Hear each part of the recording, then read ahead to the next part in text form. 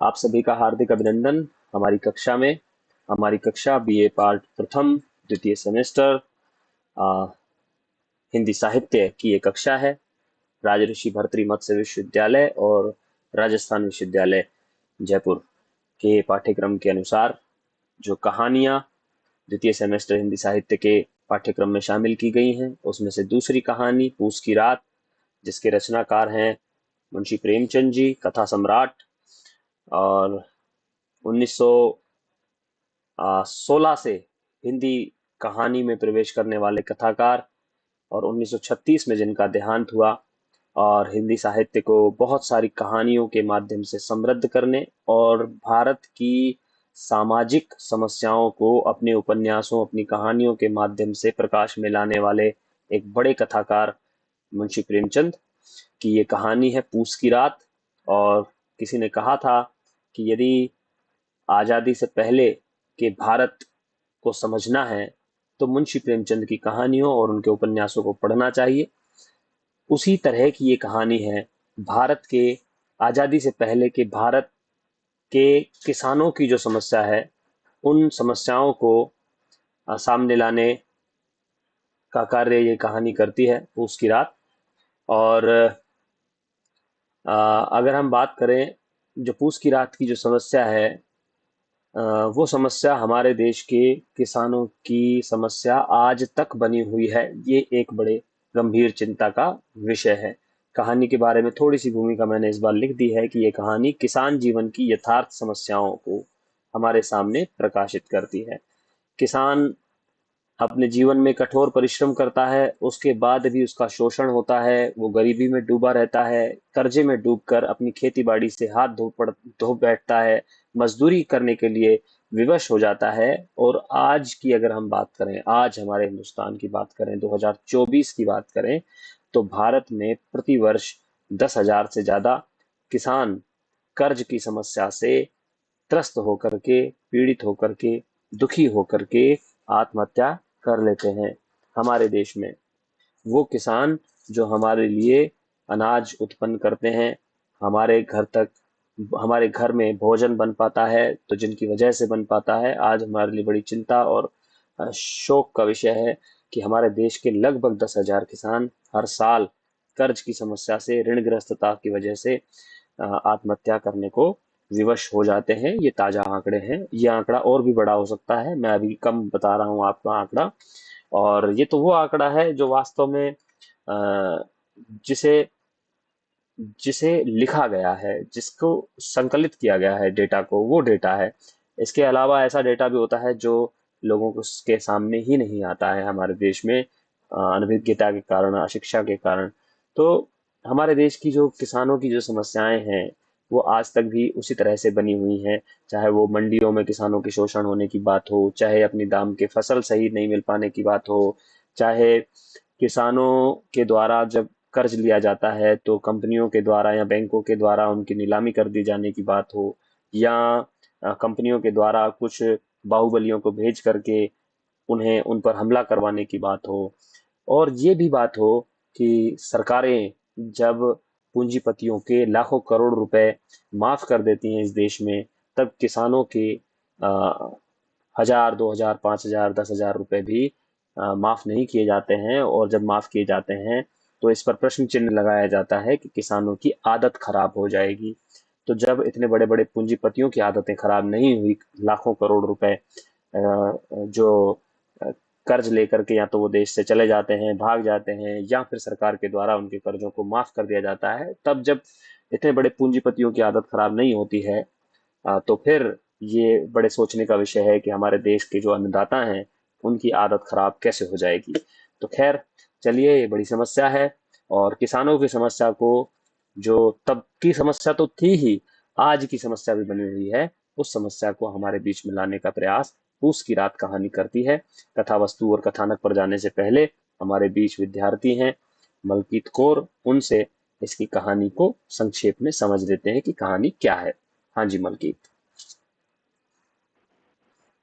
जी sir, इस कहानी में हल्कू और मुन्नी के बारे में बताया गया है कि इसमें हल्कू मुन्नी से बोलता है कि मुझे 3 रुपए दे दो, मैं जिससे कर्ज लिया है उसे दे देता हूँ।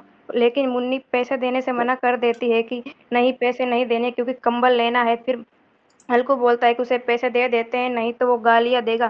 फिर मुन्नी उसे पैसे दे देती बोलता है कि हल्कू मैं कहीं न कहीं से कंबल का इंतजाम कर लूँगा। फिर थोड़ी देर बाद हल्कू खेत में चला जाता है, उसके साथ उसका जबरा कुत्ता होता है और ठंड अधिक होने के कारण वो रात में उसके पास कंबल नहीं होता और वहीं पर बाग में पत्तियों को जलाकर सेकते हैं। फिर रात अधिक होने के कारण वहाँ पर ठंड अधिक होती है।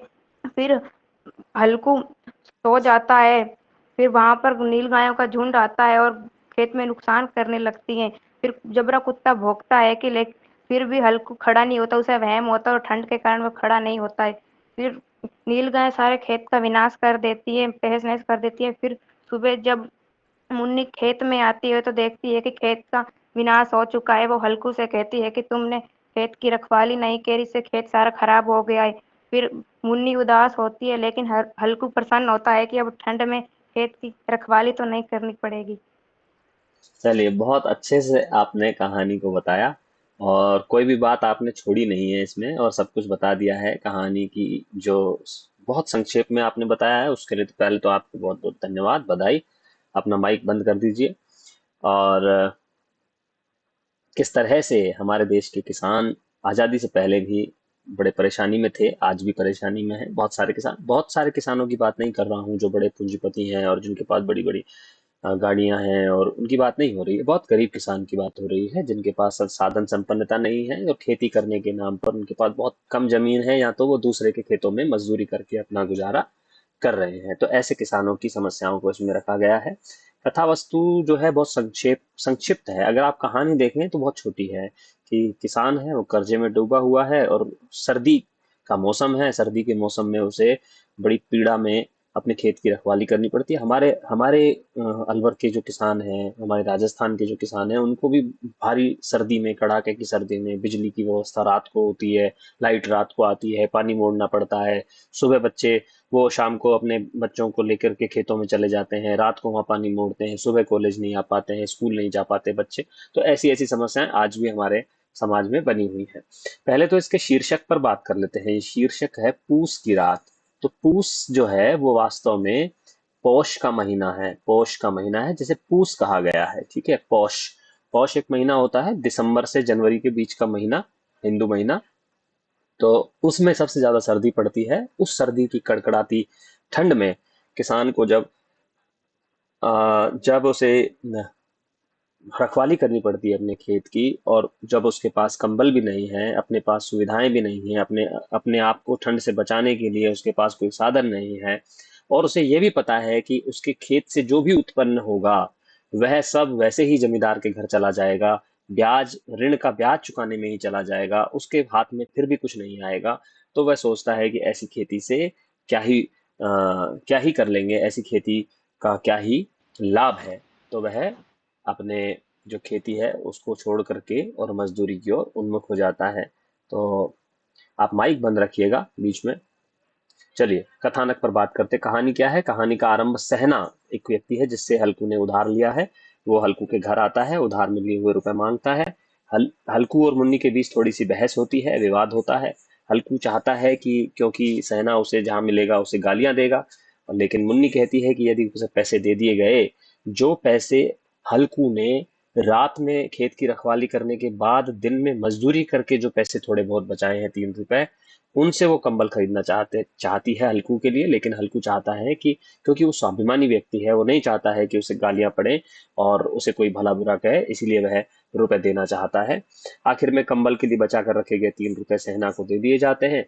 इसी क्रम में कहानीकार ने किसान जीवन में कर्ज की समस्या जो है उसके कारण किसानी छोड़ करके वह मजदूरी की ओर उन्मुख हो जाता है, इस त्रासदी को भी उन्होंने व्यक्त किया है, इस समस्या को व्यक्त किया है। दूसरा भाग शुरू होता है। हल्कू जबरा के साथ कड़कड़ाती ठंड में खेत पर पहुंचा है और वहां वह जबरा से बातचीत कर रहा है। आप देखिए, जो हमारे किसान भाई हैं, वो किसानों में प्राणियों के प्रति भी सहज स्नेह होता है, क्योंकि किसानी के साथ साथ पशुपालन एक जुड़ा हुआ एक व्यवसाय है। तो पशुपालन करते हुए पशुओं के साथ जो मधुरतापूर्ण संबंध होते हैं वह भी हमारे किसान भाई उन्हें निभाते हैं, और वह किस तरह से प्रेमपूर्ण बातचीत हो रही है हल्कू और जबरा के बीच, ये बड़ी रोचक बातचीत है। जब वह कहता है कि तुम्हें लगता था कि यहाँ कोई हलवा पूरी रखा हुआ है और अब बेटा को नानी याद आएगी, तो इस तरह की जब बातें करता है तो बिल्कुल ऐसा लगता है जैसे कि किसी अपने परिजन से, अपने परिचित से, अपने स्नेही जन से हल्कू बात कर रहा हो। तो इससे हल्कू के मन की जो संवेदनशीलता है, उसके भीतर जो मानवीय गुणों का समावेश है, उसका भी हमें पता चलता है। इसी भाग में हल्कू बात करता है कि पूंजीपति जो लोग हैं उनके पास कितने सुख साधन संपन्न हैं, ऐसे ऐसे कंबल हैं उनके पास, ऐसे ऐसी रजाइयां हैं कि सर्दी अगर उनके पास आ जाए तो गर्मी से घबरा करके भागे। इस तरह की बात हल्कू करता है और इस तरह से बताता है कि समाज में कितना वर्ग वैषम्य है, कितनी वर्ग विभिन्नता है, कि वर्गों के बीच में कितना भेदभाव है। जातियों के बारे में तो है ही, लेकिन आर्थिक रूप से हमारे असमानता कितनी है हमारे देश में। अभी पिछले दिनों एक रिपोर्ट भी आई थी, किसी एक वैश्विक एजेंसी ने बताया था कि भारत में सबसे ज्यादा आर्थिक विषमता है। मतलब ये भी कहा गया है कि देश के जो 10% लोग हैं, उनके पास देश का लगभग 90% या 80% जो आय है, धन है, वो 10% लोगों के पास है। बाकी जो 90% लोग हैं उनके पास देश का बहुत कम हिस्सा है, राशि का या धन का। तो इस तरह से हम हमारे देश की जो आर्थिक असमानता है, उसको भी यहाँ पर हल्कू ने अपने शब्दों में कहा है। और आप कमाल की बात समझिए कि ये 1930 की लगभग की कहानी है। उसके बाद आज लगभग 100 साल बीत गए हैं, लेकिन हमारे बीच का जो ये असमानता है वो बढ़ती ही जा रही है, कम नहीं हो रही है। चलिए आगे बढ़ते हैं। हल्कू और जबरा के बीच मित्रतापूर्ण व्यवहार और सर्दी से बचने की जो जुगत है वो आपस में कर रहे हैं। हल्कू को हल्कू जो है जबरा को गले लगा लेता है, उसको चिपटा लेता है। जबरा भी उसकी गोद में बड़े आराम से सो जाता है। हल्कू भी दुर्गंध आ रही होती है जबरा के शरीर में से, लेकिन फिर भी उसको गले लगा करके, क्योंकि उसके अलावा उसके पास वो कोई साधन नहीं है। एक फिल्म भी बनी है इस पर और मैंने वो ग्रुप में साझा भी की थी, शेयर भी की थी। उसका लिंक यूट्यूब पर उपलब्ध है अगर आप उसकी रात देखें तो।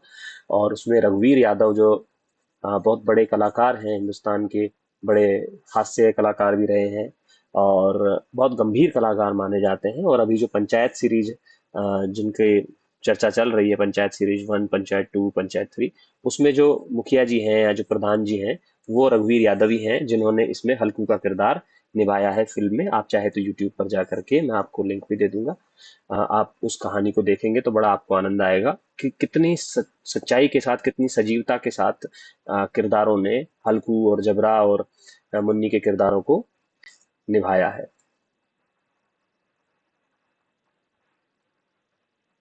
हाँ जी। तो चलिए आगे बढ़ते हैं। आपको स्क्रीन दिखाई दे रही है, एक बार बता दीजिए, क्योंकि कुछ थोड़ी सी तकनीकी समस्या मेरे पास हुई थी। हाँ जी। और दिखाई दे रही है।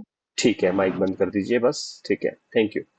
आगे बढ़ते हैं और कहानी को आगे बढ़ाते हैं। कथानक क्या है? कथानक में खेत में जो जंगली पशुओं के द्वारा फिर आगे जा करके वो बात आती है कि बगीचे में जाते हैं, वो पत्ते इकट्ठे करते हैं, वो अलाव में से एक उपला लेकर के जाता है, वहाँ अलाव जलाता है और वहाँ दोनों आपस में खेलते भी हैं, कूदते भी हैं। इससे पता चलता है कि किसानों के जीवन में कितनी भी समस्या हो, लेकिन उनके उनके भी उनके अंदर एक उत्सव प्रियता है। उनके अंदर जीवन के प्रति उत्साह हमेशा बना रहता है। वो गीत गाता है, वो जबरा के साथ खेल खेलता है, वो उसमें से कूद करके निकलने का प्रयास करता है और एक तरह से अपने शरीर को गर्म रखने का प्रयास करता है ऐसी कड़कड़ाती ठंड में। खेत में जंगली पशुओं द्वारा फसल को नष्ट करने की बात आती है, उसे आवाज आती है, लेकिन अब वो इतना उदासीन हो चुका है कि अब उसे पता है कि अगर वो खेत बचा भी लेगा तो उसमें से भी उसे कुछ प्राप्त नहीं होगा। करनी तो उसको सुबह मजदूरी है, फिर वो कल यहाँ आएगा और ठंड में बैठेगा और उसके पास फिर से इतनी ठंड में बैठ करके वो अपने शरीर को कैसे गर्म रख पाएगा, वो कहीं प्राण ही न त्याग दे।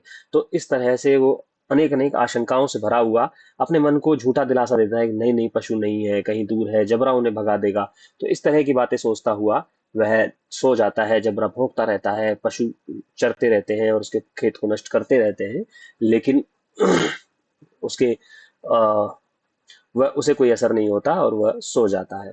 बाद में मुन्नी आती है और मुन्नी उसे जगाती है और जगा करके जब उससे कहती है कि पूरे साल भर की जो खेती थी वो नष्ट हो गई है, तो और कहती है कि अब हमें मेहनत मजदूरी करके माल गुजारी भरनी पड़ेगी।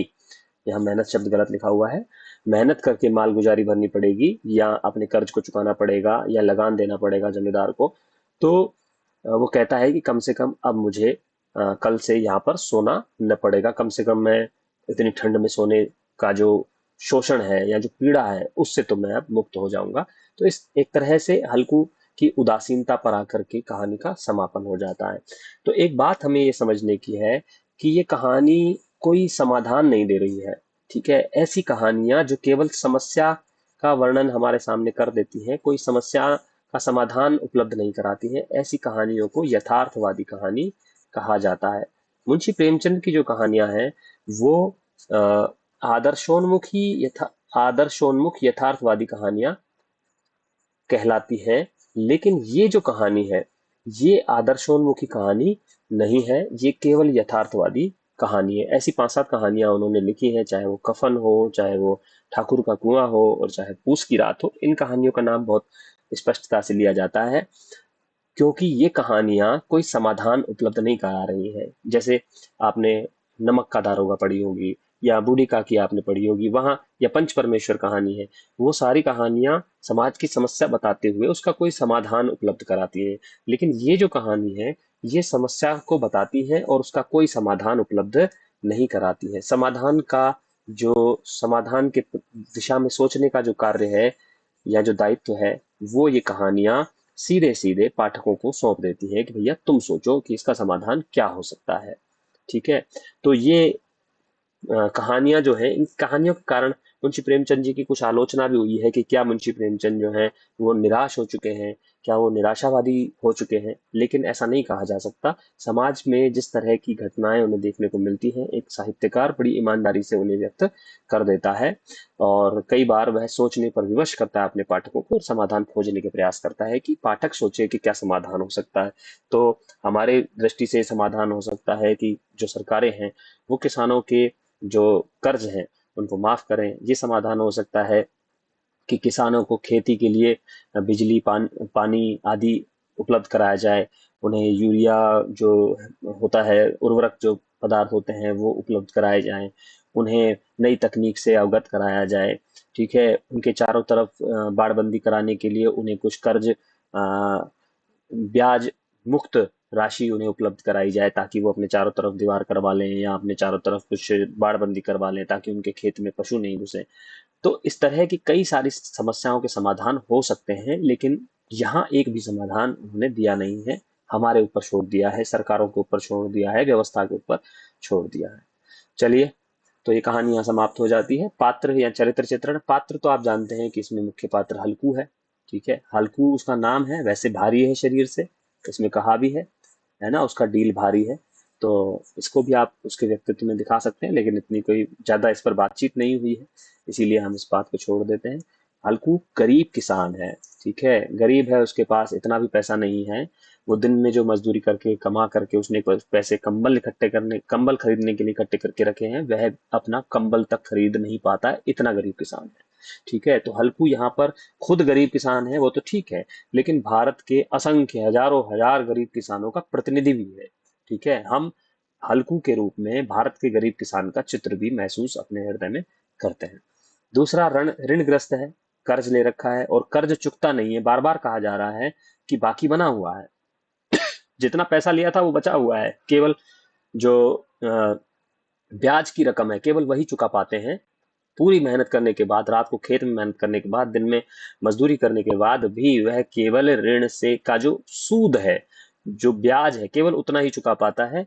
शेष जो ऋण की राशि है वो बची रहती है, उसे चुका ही नहीं पाता है। तो इतनी अधिक ऋणग्रस्तता है। और स्वाभिमानी है।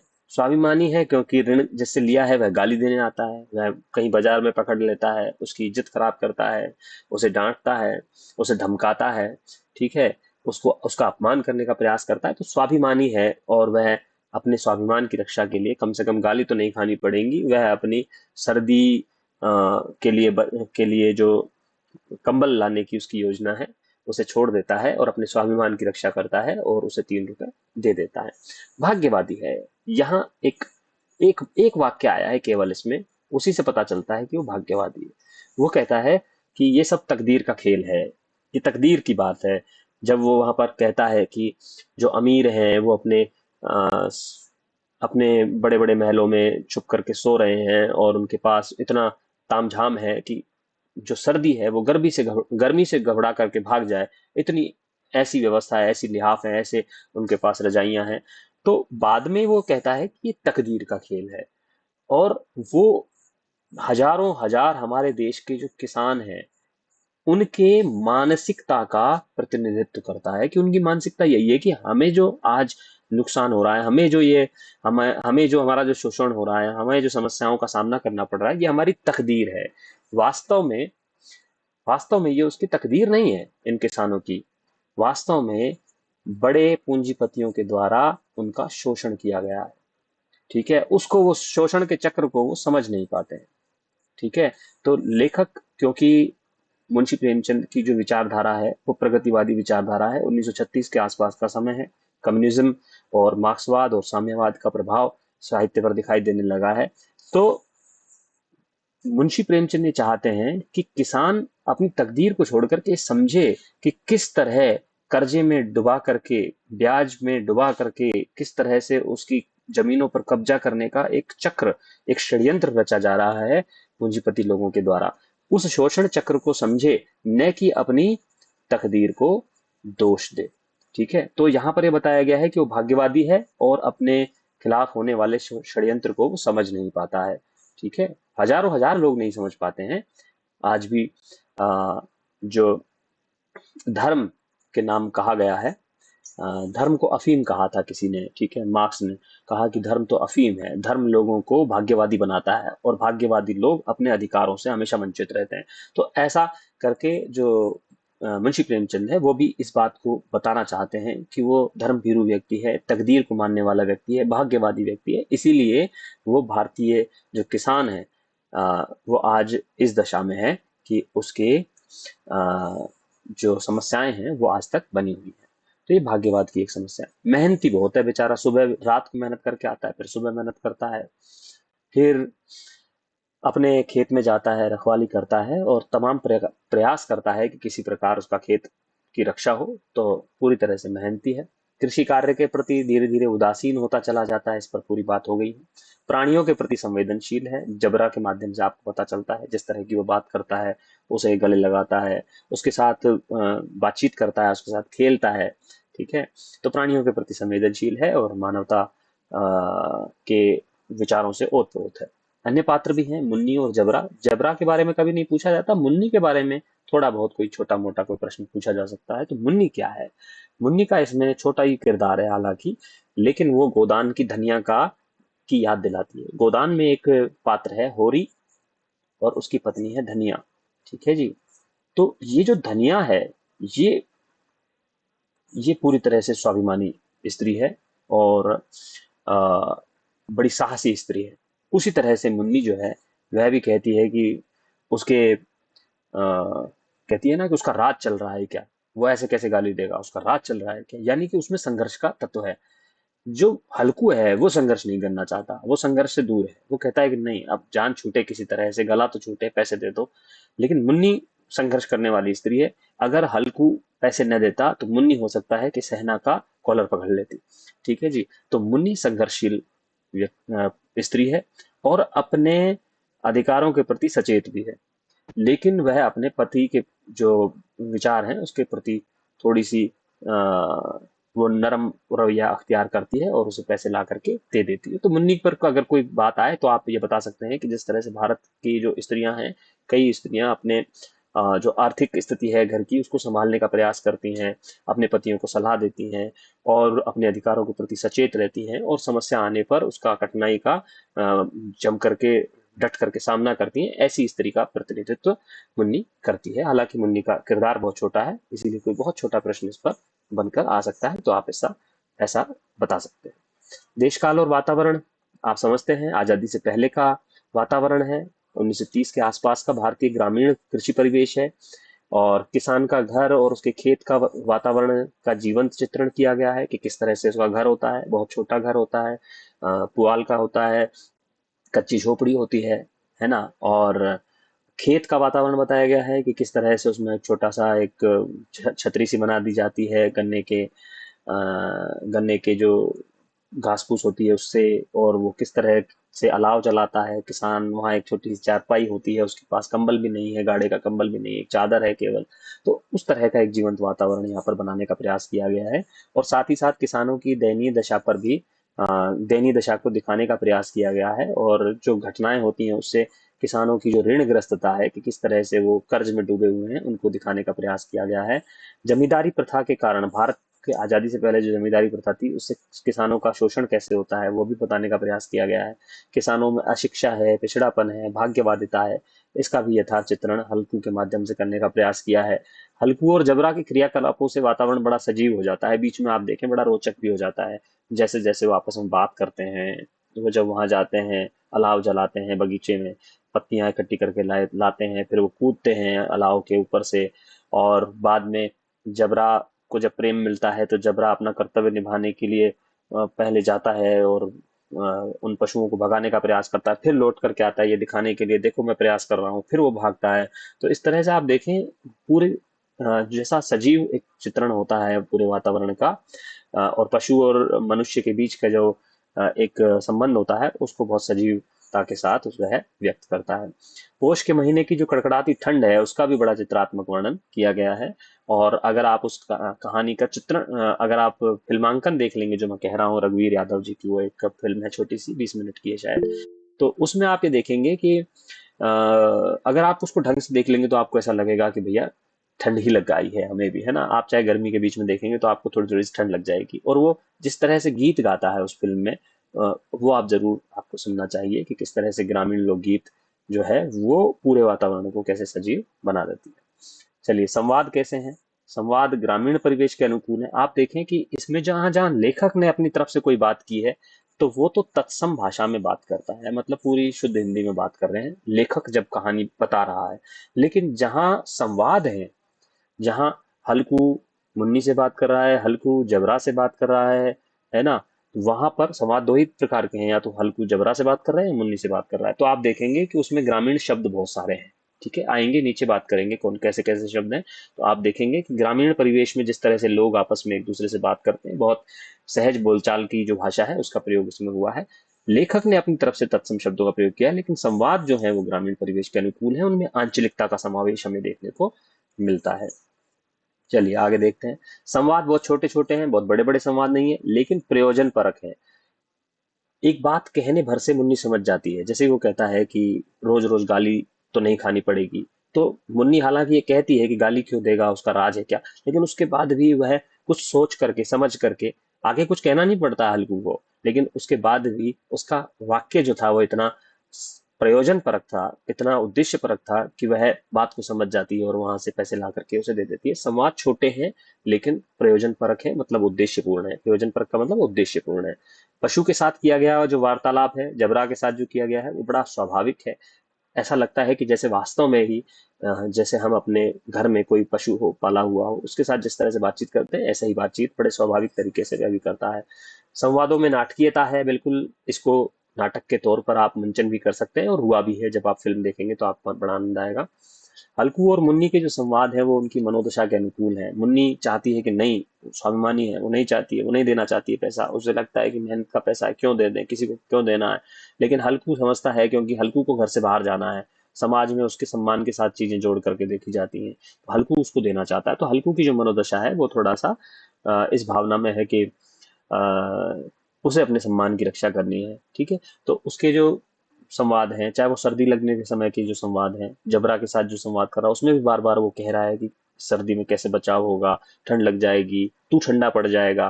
तो इस तरह के संवाद बड़े उनकी जो मनोदशा है उसके अनुरूप है। भाषा शैली की बात करते हैं।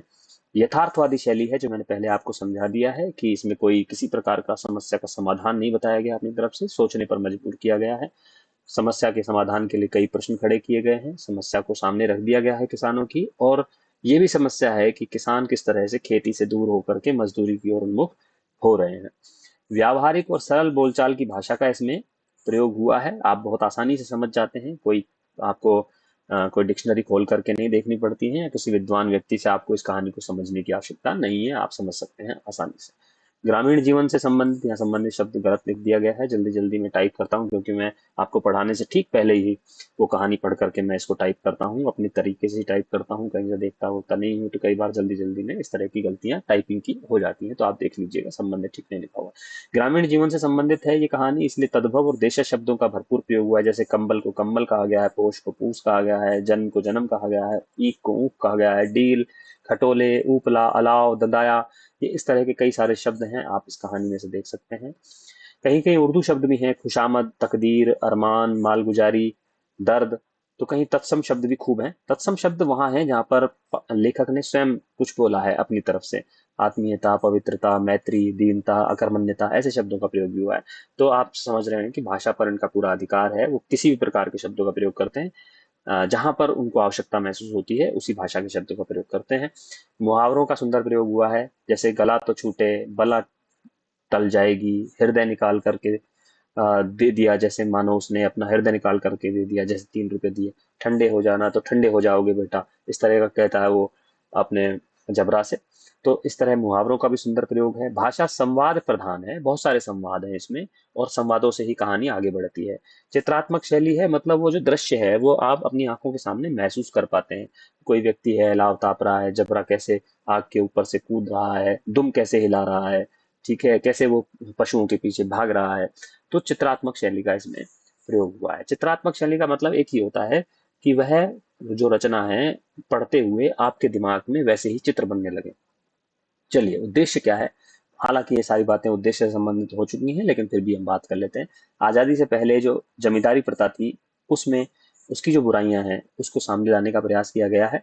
किसान अपने जीवन में ऋणग्रस्त रहते हैं, कर्जदार रहते हैं, कर्ज के कारण उनके जीवन में कौन कौन सी समस्या आती है, किस तरह से उनका शोषण किया जाता है, कि कर्ज का जो पैसा है वो वैसा का वैसा बचा रहता है, और उसके ऊपर ब्याज चलता चला जाता है, और वो कभी भी उस पैसे को चुका नहीं पाता है। और अगर आप गोदान में भी बात करेंगे तो गोदान में भी होरी जो है वो कर्ज की समस्या से ही पीड़ित है, इसलिए वो कभी अपने लिए गाय अपने आंगन में खड़ी नहीं कर पाता है खरीद करके। तो वैसा ही लगभग शोषण जो है वो हल्कू के जीवन में भी हमें देखने को मिलता है। आगे देखते हैं। किसानों के जीवन में जो अशिक्षा है, उसका जो पिछड़ापन है, भाग्यवादिता है, वह उससे भी कई सारी समस्याएं खड़ी होती हैं, उनको भी इस कहानी में प्रकाशित किया गया है। और खेती किसानी से मोहभंग होता चला जा रहा है किसानों का। आज आप देखेंगे कई किसान ऐसे होंगे जो कह रहे हैं, अरे भाई अब खेती तो हमने छोड़ दी साहब, बटाई पे दे दें, ठीक है, हम हमारा पार ना पड़े, हम तो मजदूरी करें, हमने अपनी खेती जो है वो बटाई पे दे दी। तो इस तरह की समस्याएं आपको देखने को मिलती हैं, जहाँ किसान जो है वो किसी समय पर, अगर हम बात करें तो उत्तम कृषि कहा जाता था, ठीक है, उत्तम कृषि कहा जाता था, और व्यापार को मध्यम कहा जाता था, और नौकरी को नीच कहा जाता था, मतलब सबसे अधम, अधम कहा जाता था, अधम, ठीक है। तो जो अधम या नीच जो नौकरी हुआ करती थी, आज हम सबसे ऊपर उसे रखते हैं। क्यों रखते हैं? क्योंकि उसमें एक तरह से श्योरिटी है, एक तरह से ये तय है कि इतनी तारीख को आपको पैसा मिलेगा ही, ठीक है। और कृषि में ऐसा नहीं है, आपने खूब अच्छी फसल लगाई, बारिश पड़ गई, ओले पड़ गए, ठीक है, आपके भारत में बहुत अच्छी बीमा की व्यवस्था नहीं है, बीमा किया तो 200 रुपए का आपको चेक मिल जाता है, आपने 20,000 रुपए, आपको चेक मिल रहा है 200 रुपए का, आपका कैसे गुजर होगा?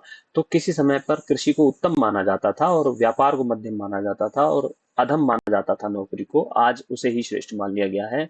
और यदि आप सोचिए कि यदि सारे किसानों ने ये तय कर लिया कि हम सब नौकरी करेंगे और कोई किसानी नहीं करेगा, तो फिर हम खाना कहाँ से खाएंगे, अनाज कौन उपजाएगा? इसीलिए हमारे देश के किसानों को मजबूत बनाने की, आ, मजबूत करने का प्रयास किया जाना चाहिए, उन्हें अधिक सुविधाएं दी जानी चाहिए। और कई लोग कहते हैं कि उनके कर्ज माफ नहीं करने चाहिए।